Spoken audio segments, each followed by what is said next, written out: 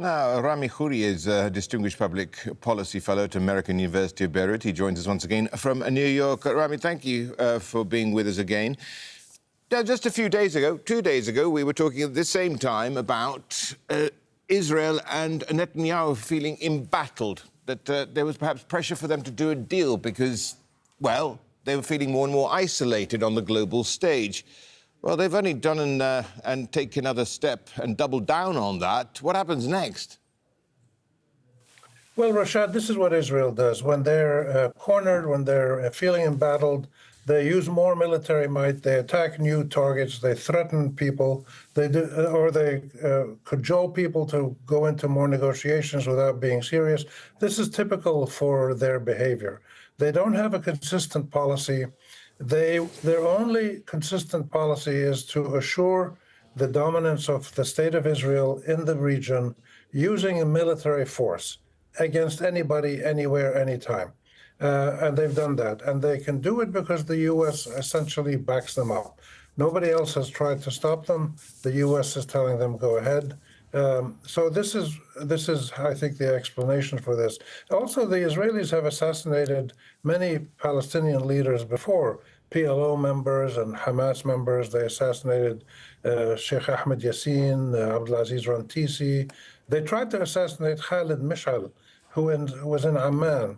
And I met Khalid Mishal a few days after they tried to assassinate him. This was about 22 years ago, if I remember. The Israelis failed to assassinate him. King Hussein immediately got in touch with them and said, give me the antidote to that poison or our peace agreement is off. And they did give the antidote, and Khalid Mishal lived. And he then became the head of the whole PLO politically and became quite firm in his position, as all Hamas leaders have been. But he also sent some peace overture or coexistence overtures to the Israelis as well. So the Israelis have no problem assassinating people. They've done it. They assassinated the first UN mediator, Count Folk Bernadotte, I think, in 1948. The weird thing, for such a smart people as the Israelis generally are, they're very stupid at learning some lessons, which is when you assassinate people like this, more radical people take their place. And there's many people who are ready to take the place of the assassinated people. Why would they keep doing this, thinking that it was going to solve the problem? This is a very strange situation for the Israelis.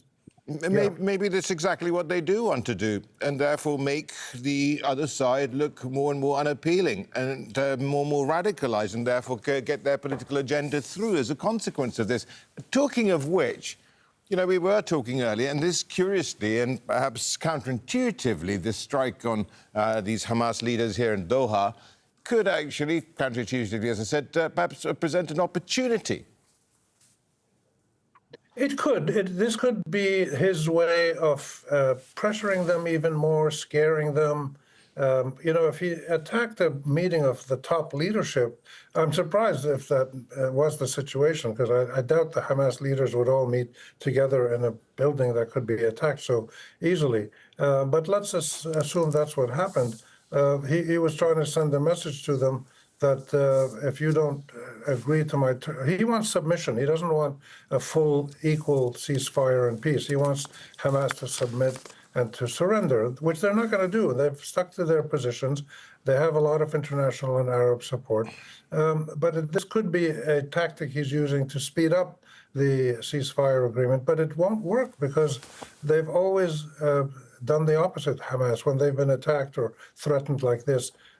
They stick to their positions because they know they have the support of the majority of Palestinians. They know they have the support of international law, and they know they have the support of the majority of the world, virtually, people and governments. Because Hamas is asking for something pretty reasonable, aligned with UN resolutions. The Israelis don't want to do it, so they keep finding ways to postpone it or divert attention onto other things. Or they just keep thinking that if they kill enough people, the Palestinians will surrender. But they haven't surrendered in 100 years. This has been going on since 1920, and they haven't surrendered. And they won't surrender because this is human nature. People fight back.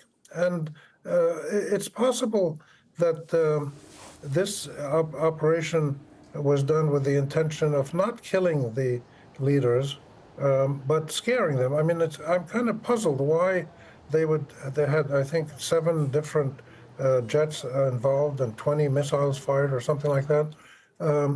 How they could do such complex operations as they've done in Lebanon and in Iran and other places.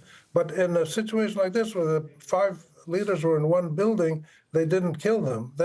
Something's fishy there. It doesn't seem right to me. So maybe it was intended simply to scare them to get better negotiating positions. The difficulty with that is that the Americans, who are leading the mediation with the Qataris and the Egyptians, but the Americans are working closest with the Israelis. The Americans don't really know what they want. And the Israelis haven't agreed about what they will settle for either. So there's many loose ends in this situation, and we have to just give it time to find out what the reality is. Rami, thank you so much for that. Rami Khouri there, joining us from New York. He's a fellow at the American University of Beirut. Thank you.